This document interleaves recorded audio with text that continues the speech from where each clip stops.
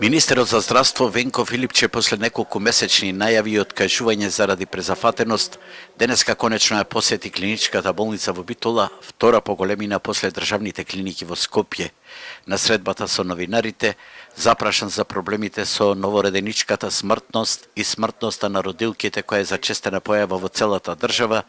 рече дека смртноста на новороденчињата е намалена споредено со лани, подготвен е акцијски план и преземени се кадровски до екипирања во сите болнички центри со лекари, сестри и друг персонал. Сепак за смртноста на родилките, барем за сега не се нуди решение, ниту е утврдена вина, според неговата денешна изјава, иако постапката за испитување во тек, мали се шансите да се преземе некаква одговорност. Од првичните информации кои што ги добивме од интервјуата и разговорите со сите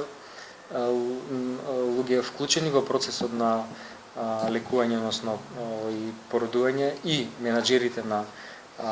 болниците нема знаци дека станува збор за грешка, но ќе повторам, ги чекаме наодите од формираните комисии и обдукционите наоди од Институтот за